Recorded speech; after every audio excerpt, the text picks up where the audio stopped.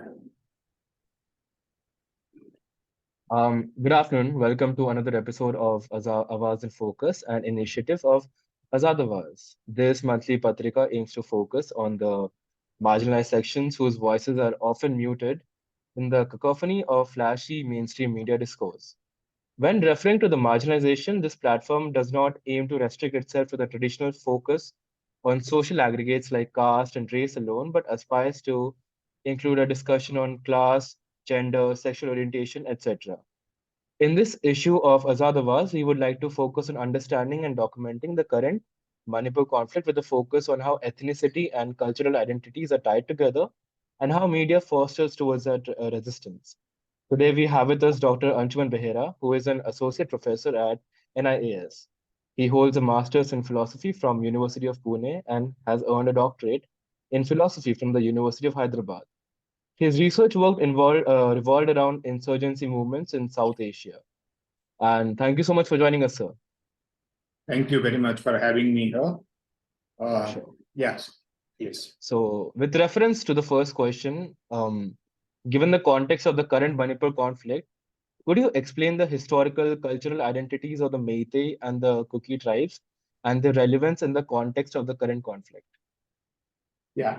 Rishabh, this is, I'm very glad that you are actually trying to understand the ongoing conflict in Manipur through understanding the socio-cultural history of the, ethnic communities. This is very important, as in the introduction that you mentioned, that the so-called mainstream media is not only going by the sensationalization of the events, but also showing or exposing their ignorance or limited understanding of a very grave socio-political economic situation conflict in Manipur right now.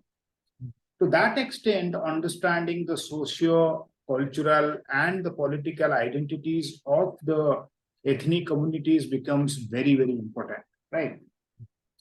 The Meiteis are the numerical kind of a majority in Manipur. Okay, and if you look at the socio-cultural identity of this group, they are Vaishnavite Hindus.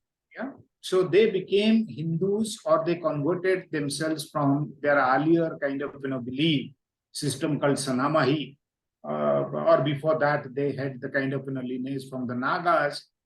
Only in the end of 17th century or the early 18th century, okay, somebody, a Vaishnavite going from the erstwhile undivided Bengal called Shantidas Gosai, who had gone and he started preaching Vaishnavism there in the valley or in the erstwhile Manipur state, where the Maharaja accepted that particular religion, thereby a significant population actually accepted it. Not to mention that the Nagas and the Kukis choose not to accept this kind of the religion. And a lot of Meiteis contest that the Kukis didn't have their existence those days in Manipur. Mm-hmm. The Kukis, on the other hand, okay, they are also a tribal group who has its kind of footing in the overlapping areas of Manipur and Myanmar. Okay, that is where it becomes very important to understand what we call the cultural frontier. Okay, they used to actually live across the cultural frontiers of Manipur and Myanmar. Okay, as contrary to the political strict or rigid boundaries that we actually live with in our kind of times. So the Kukis, on the other hand, before they converted themselves to Christianity, this is also very important to mention that in 1917 to 1919, the Kukis actually fought vehemently against the Christianization process that the missionaries were actually undertaking those days in Manipur. Okay, the fight against British was also fight against Christianization in Manipur. So if you start for 100 years, if you see, or 100, 150 years, it is safe to argue that, or to put it in a context, that the Meiteis are Vaishnavite Hindus, mostly living in the valleys of Imphal, okay, in the Imphal Valley, The Kukis, other hand, are Christians, okay, converted Christians, and they are living in the hills of Manipur. Here, another Mhm. important aspect I would like to highlight, that the Kukis have fraternal ties with their blood relationship with the Jomis, with the Mijos, the Jo, what they call, the Chins, and the Hammers.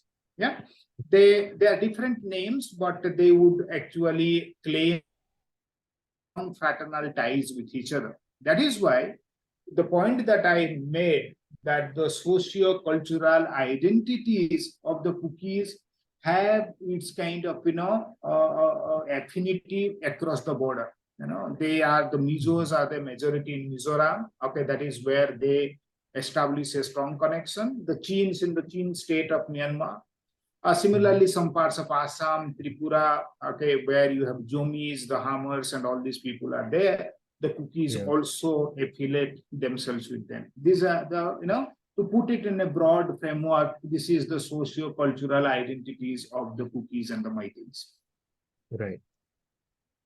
Yeah.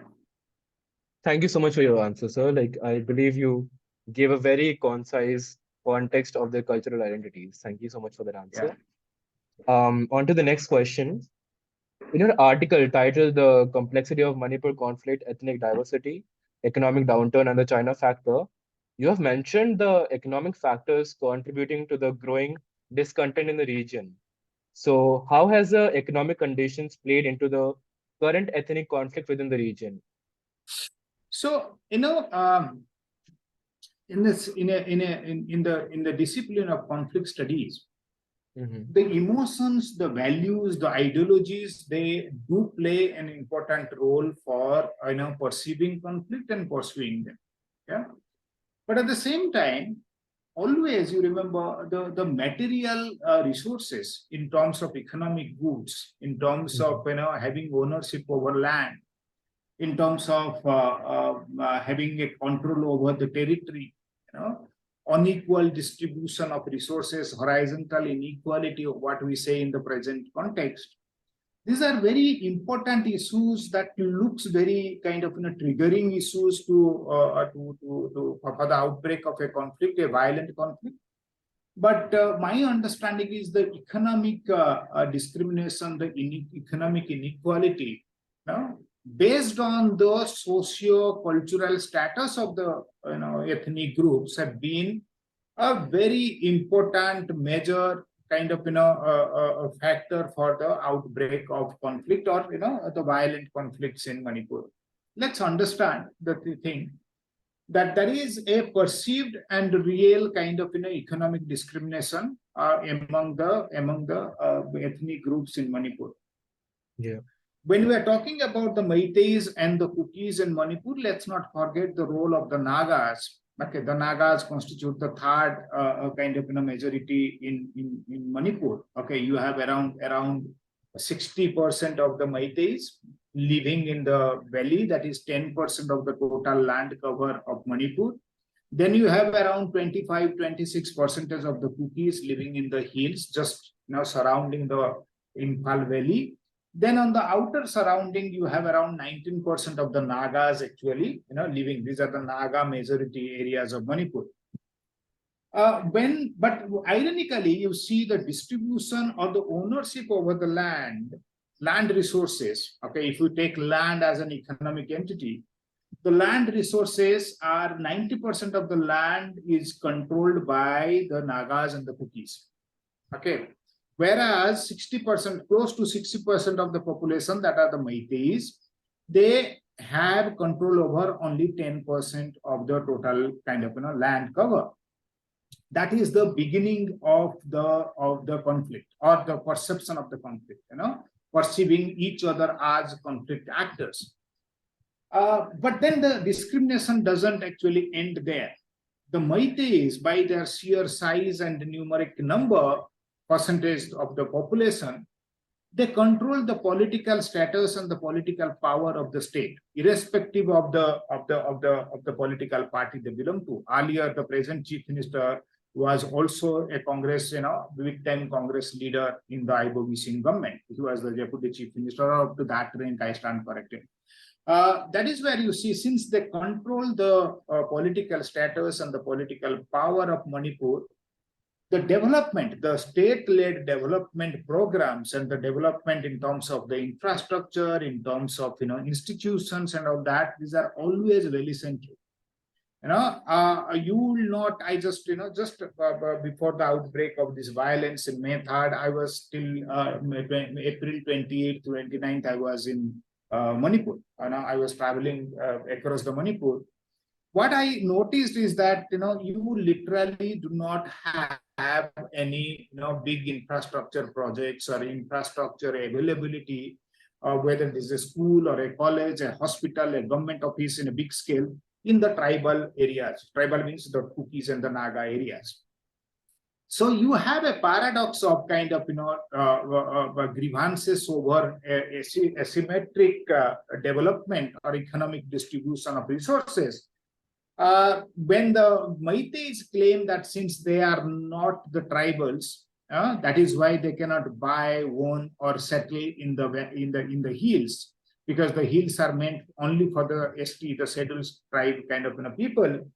The settled tribes like the Nagas and the Kukis, they complain just because of their social status being tribals, they are deprived of development in the state. Okay, and it is very quite very tangibly visible. You can go and see the kind of difference in the valley. You have the concentration of the educational institutions, the medicals, the development roads, and all those things where such things are absent in the tribal areas. So the distribution or the unequal distribution of economic resources, coupled with the emotions around the social status, okay, is a major factor of the conflict and the outbreak of violent incidents in Manipur. Yeah. All right. Thank you so much for that answer, sir. I believe, yeah, that answer pretty much provided all the explanation I needed regarding that question. Thank you. For the third question, again, in reference to your article, which was the complexity of Manipur conflict, ethnic diversity, economic downturn, and the China factor, you bring up the concept of operating insurgent groups and Manipur's linkages to Myanmar. So, can you explain these factors that contribute to the disturbed circumstances of Manipur and how they add fuel to the fire of the cultural differences? See, that is where what I meant was, being a border state, the socio-political situations are not always guided by the issues that are generated internally and consumed internally. Okay, the implications of the international or the neighboring countries kind of development always plays an important role in accentuating or actually adding fuel to the fire. Let's understand that Manipur, being a border state, has been the victim of dumping. Okay, dumping of the foreign goods for a long time, especially the Chinese goods. Okay, but similarly, and it finds a route through Myanmar, and from Myanmar it comes to Manipur. Okay, that is where I, in one of my articles, I had written how, and then the problem is, you'll see Manipur has also been the victim of a long-standing kind of militancy problem, which where very strangely, you'll see very interestingly, Manipur were three communities, ethnic communities, the Meiteis, the Kukis, and the Nagas. Each of these groups actually have their ethnic-based kind of militant groups. This is very strange, and this is also makes the case even more very complicated to understand. So in a sense, you are a bordering state, and the bordering state is actually ungoverned territory, what I say. The entire border region is ungoverned to the extent that there are parallel structures of governance. Okay, there is undisputable failure of the government in governing these areas, whether the Union Government of India or the state government of Manipur, for decades now. So at the same time, in the absence of this formal governance, there has actually came up kind of an informal governance system there, led by the civil society organization who has kind of an affiliation with the militant groups. And to make the situation worse, you have a kind of a neighborhood that is like Myanmar, which has hardly seen any kind of political stability for last 30, 40 years, right? And it is also infected with many insurgent groups, many militant groups, right? Yeah. And it is a no-brainer to see that Manipur, like Myanmar, is also a country that contributes to the second largest opium cultivation, drug kind of business there, next to Afghanistan. Okay, so Manipur is sitting in a place where it is infected by its own militancy and the militancy of Myanmar. Okay, and then in Manipur also we have some cultivation, kind of poppy cultivation. Also, it is getting affected by the poppy cultivation of Myanmar. Okay, and then there is an important kind of China factor, which actually pushes a lot of its surplus kind of productions. Okay, and Manipur has been a wonderful ground of dumping of these foreign goods. So when you have all this kind of nexus informally, and there is a conflict, it's a Hobbesian state of nature, if I can say so, one can correct me, where each group is against each group. Okay, nobody trusts the other, right? Mm-hmm. In that kind of situation, the conflict or the several conflicts create a lot of lootable resources. Okay, mm-hmm. And these lootable resources are up for grabbing by the political elites there. Okay, to that extent, arguably, sustaining or keeping the conflicts alive, okay, is more lucrative than resolving the conflict. Yeah? So you keep the conflicts alive, keep the conflict kind of sustainable, which gives, okay, or which exposes these lootable resources to the power elites belonging to each of these categories. That is what actually I meant by it. Okay, within Manipur and outside Manipur, also the power elites of Myanmar and to some extent, the neighboring areas of China. Yeah. When I was doing my research for this whole thing, the way you described this, I could not really find the answer the way you described it in that manner. So thank you a lot for that answer. It really cleared a lot of my questions. For my next question, there are a lot of conflicting reporting coming from the media in the region. So do you believe different media companies can be biased in their reporting of the incident? And if yes, how would you suggest the media continues reporting the conditions in Manipur such that it is not influenced by their political leaning? And moreover, how do the different narratives from the Imphal Valley and the border areas play into the polarization that is already happening in the region? Yeah, this is something we are in such a situation, you, me, kind of people who are well-meaning academics who are trying to do some kind of balancing act. The one thing I am guided by the principle, the role of an academic is to bring consensus in the society, not to highlight too much on the conflict, to keep it alive. Okay. The media houses, unfortunately, are guided or are kind of driven by sensationalizing things. Yeah. Mm-hmm. And coming to the reporting of the events in Manipur, that is, I'll give it to the media to the extent that they have brought it to the mainstream. Otherwise, the incidents in the northeastern states are actually find some point when in the corner of the print media, or just a kind of passing reference in the electronic media here and there. But this time, whatever the reason, one could be like it has been pitched as a kind of Hindu versus Christianity, because communalism sells like no other thing in this country, because we are communally so divided. And anything you bring a religious component, it sells. It actually, there will be many buyers to it. And considering that there is a BJP government both at the center and the state, okay, that means at the center and Manipur, it becomes very easy for this semi-informed kind of journalist in sitting in Delhi, Bangalore, Bombay areas, to attribute unnecessarily the religious aspect to the conflict. Okay, for me, that has actually polarized it far more further and further than what it appears. I contend the fact that it is a conflict of grave kind of concern.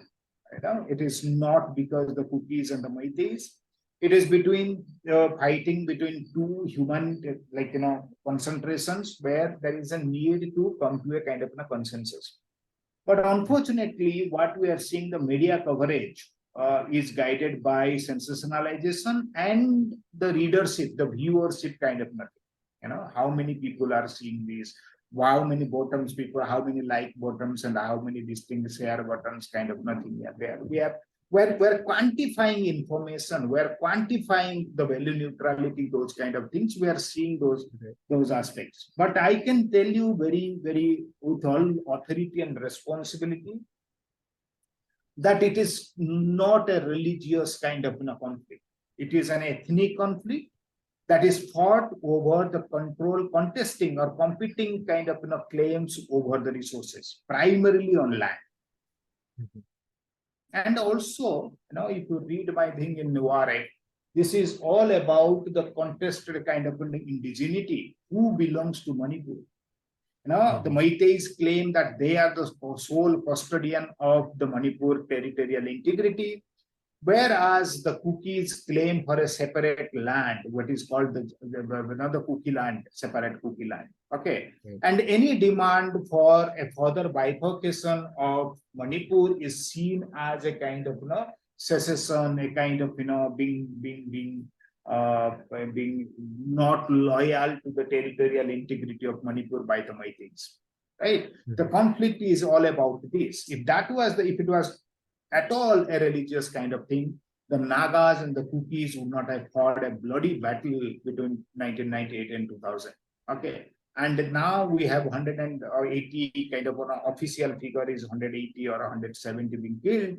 And you will be surprised to know that, okay, the Naga-Kuki conflict, the violent conflict killed more than 1,000. We don't talk about it. Okay, we don't talk about it because it doesn't fit to the media narratives of sensationalization. Okay, and moreover, the last thing I'll tell you that the media is unfortunately being owned by what I say a profit-making organization.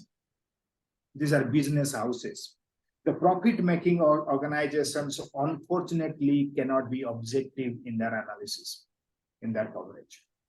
Okay, they only run after how to make money. Okay, and to expect that kind of neutrality, objectivity from media is our foolishness. Right. The way you mentioned that essentially these are profit-making organizations, I feel like if you had to answer the whole thing in one line, I think that is basically what it comes down to, right? Yeah. Yeah. So, yeah, thank you for your answer, sir. For the next question, how has cultural products like literature, poetry, music, theater, etc., been utilized to present the histories of the different ethnic groups, and how have these different forms added to the culture of protest and resistance met in the region? At this point of time, see, the literature making and manufacturing a consent or ethnic consent through the literature making is a very standard procedure, which has been followed for ages now. Yeah. You will see that, okay, the Maoists do the same way. Okay, the propaganda. Okay, and managing the perception of the people. How to legitimize one stand, that okay, we are fighting legitimately for a Kuki land, we are fighting legitimately for the territorial integrity of the Meiteis. There are two competing narratives are actually being floated right now. One is that by the Meiteis to delegitimize the Kukis, saying that one, they do not respect the territorial integrity of Manipur. That is why they want a separate land. Second, they are the ones who are actually peddling a lot of drug in Manipur. Okay, and the third is that there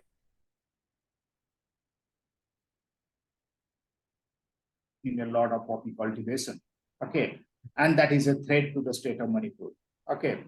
Uh, on the contrary, on the parallel kind of narrative is being floated by the Kukis that the Meiteis have been majoritarian in their approach. They do not respect the ethnicity, the cultural, and the social values of the Kukis. And the Kukis have been subjected to a lot of violence in the past. Okay, Kukis are as patriot and Kukis are as kind of a nationalist like the Meiteis, and they often the site of the 1917 to 1919 Anglo-Kuki War. Okay, which is rejected by, vehemently rejected by the Meiteis, saying that this is a manufactured war, such a war never took place. So in this process, you could see there is a plethora of kind of literature being produced by the Kukis and the Nagas. Okay, I'm very surprised, I'm amazed, during the height of this violence, the amount of literature that has been produced. Okay, you would also surprised to know that the Kukis and the Nagas are holding meetings, starting from, abroad to various cities in India, okay, just to legitimize, to garner support from their groups. Okay, so to that extent, the polarization thing is kept intact. Okay, and this literature production of literature and the manufacturing consents and manufacturing narratives helps the conflict actually sustain in Manipur. Right. All right. Thank you for your answer, sir. And coming to the last question, how can the state move to create an amicable resolution with so many stakeholders involved? What options are presented to them within the cultural context of the region? Yeah, the very first thing, I have been a supporter of the state, at the same time the critic of the state. I'm a supporter of the state because we are a democratically, our governance system is based on democracy. To that extent, anything that actually threatens to the democratic governance of the state, I would oppose it. But at the same time, I very, without mincing my words, I'll offer a very strong criticism to the state, both at the center and the state level, for not being able to control violence. Okay, controlling violence is completely in the hands of the state. Okay, the state should have controlled the violence within 24 hours of its outbreak. Unfortunately, the state has failed, and that raises a lot of question in the mind why and to what extent the state is serious about controlling violence. Okay, then coming to what are the options we have. The first thing is decentralize and distribute the development in Manipur. The first thing. Okay, you need to take some mega projects in Ukrul, in Kangpokpi, okay, in Visnupur, okay, in Churachandpur. Okay, these are the areas where you need to take some big ticket kind of development projects. You need to establish education, big time educational institutions at the district levels of all these districts that I mentioned. Okay, so that the frustration is actually taken care of, the grievances are taken care of to some extent. Very quickly, again, the central government should revisit the political arrangement, the representation arrangement in Manipur. It is asymmetric and it is very visible out there. It is arranged to the extent, or it is arranged biased in favor of the Meiteis. That needs to be revisited. Yeah, there has to be some kind of an equilibrium, uniformity, and streamlining of the political representation, where Manipur State Legislative Assembly will have 20 more kind of legislative assembly seats. Once there will be 20 more tribals actually coming to the assembly, the political power equation would change. That would actually take care of the lot of grievances and the frustration of the tribals. The last, it has to be the message has to be sent out to the tribal groups that the age-old kind of ancestry kind of law of land holding will not work in 21st century. We just cannot say that the 60% of the population of a state will only be squeezed to 10% of the land. They have the kind of equal right over the land, because 40% of the population cannot have the control over 90% of the land. Yeah, we need to have a mechanism where the socio-economic, socio-cultural and ethnic sentiments of the tribal groups are respected, okay, and protected. But at the same time, they should not get the license that they would say that, okay, this is the land my grandfather tilled, my forefathers actually tilled, so that is why this land belongs to us. No, that cannot be the story. You want to have a equitable kind of share over the development. The Meiteis also want an equitable kind of share over the land. Okay, and the last, if I can add, okay, there is an inflow of illegal migrants from Myanmar. That is a fact. Whether numbers are exaggerated or it is brought down depending on the sites, the Kukis bring it down and the Meiteis exaggerate it. But it is in the hands of the central government to put a check to this, because I do not see in the near future where Myanmar will see any stability of governance or stability in government. Okay, so that problem of people migrating from Myanmar to Manipur, Mizoram, and other northeast kind of states will be there.